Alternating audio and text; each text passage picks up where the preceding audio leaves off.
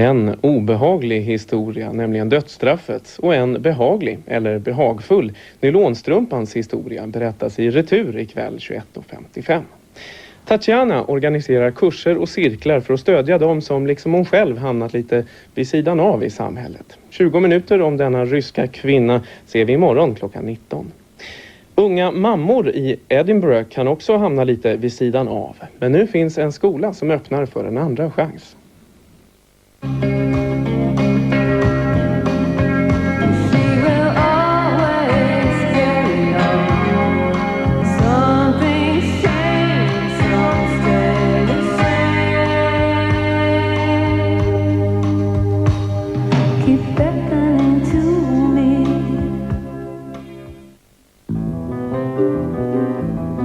Britain has the highest teenage pregnancy rate in Europe.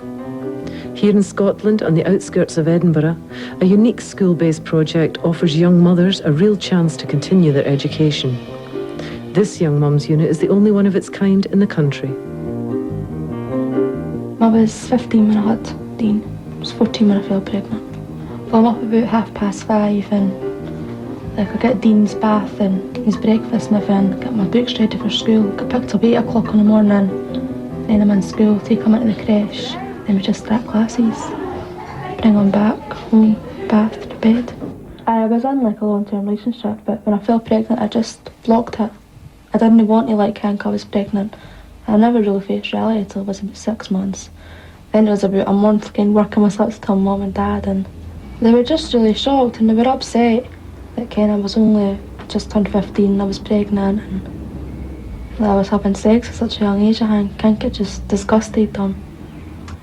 Yeah, I still see like when I'm walking down the street, funny looks and people like staring at you. People always say, oh, you've got a baby, that's it.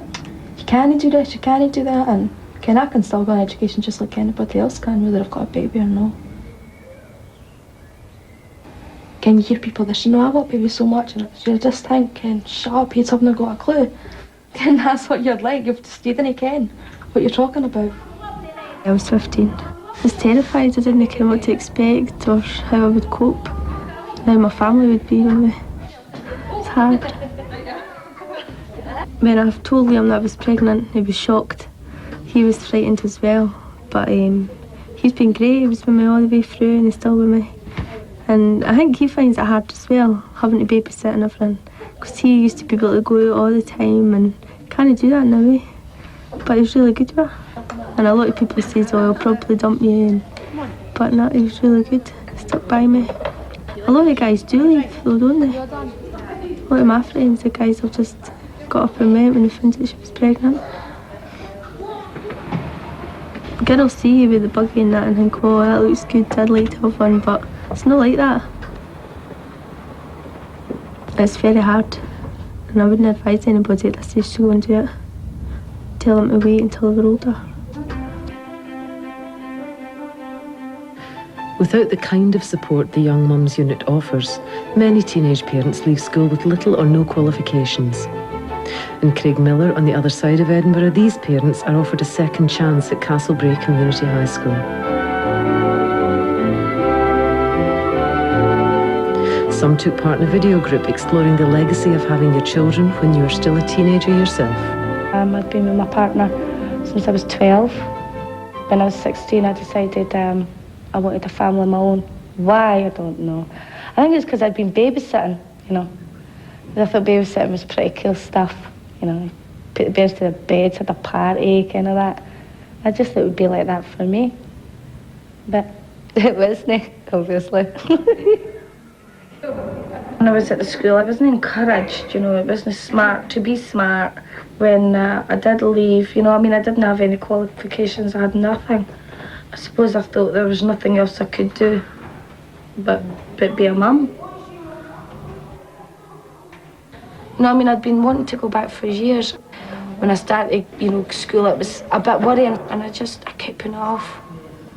Just kept putting it off. I kept thinking, you know, now all these strange people, and they'd be looking down at me and like, God, you never went, you know. You never stayed at school. And I just kept thinking, they're going to think I'm stupid. Because I mean, I thought I was stupid. You know, I was like, so I just wish I'd done it the first time, or if I hadn't done it the first time, you know, just sooner.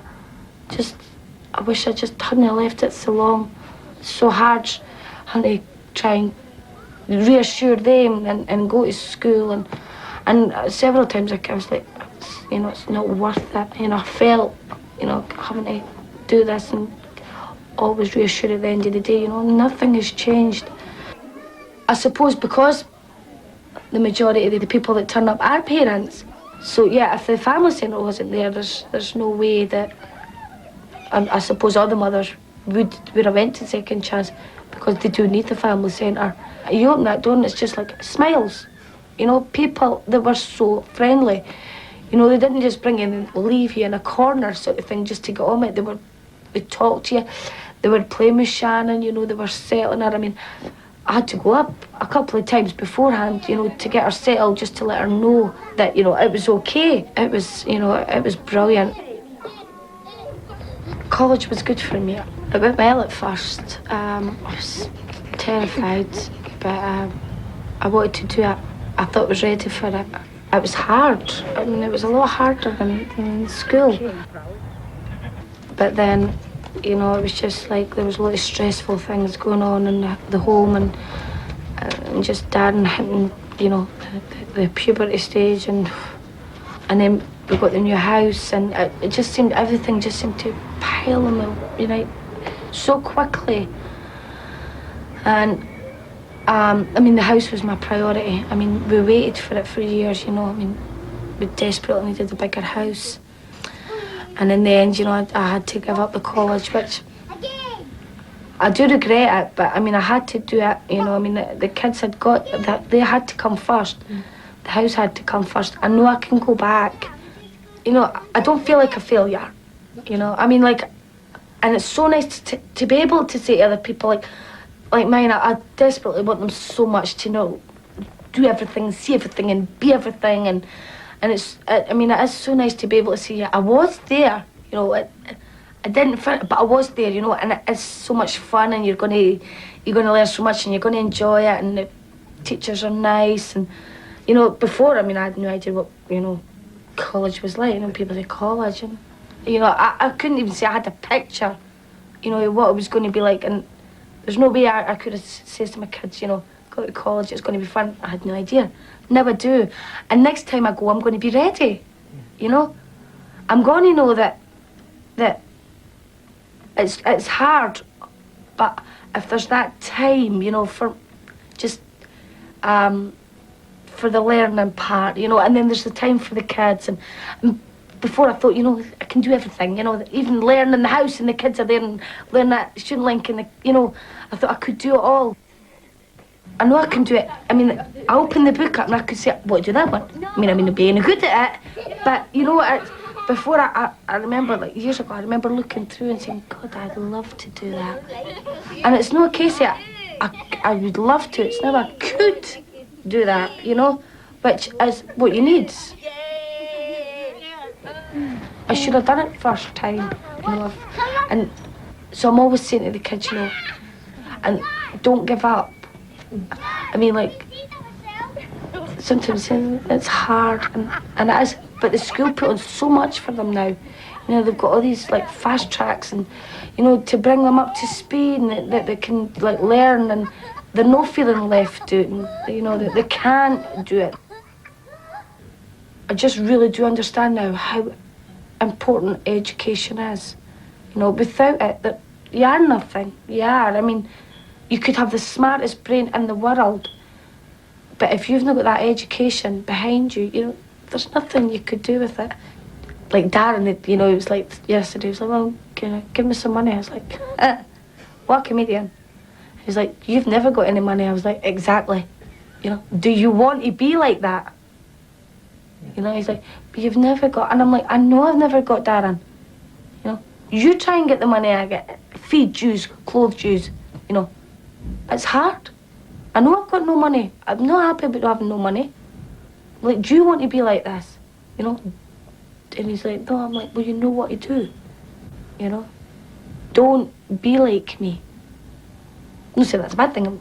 Personally, I like me now, but, You know what I mean? I don't want them to be here. I mean, there is so much for them now, and I mean, I never want them to feel that they cannot achieve, you know, what they want, because they can. Anybody can.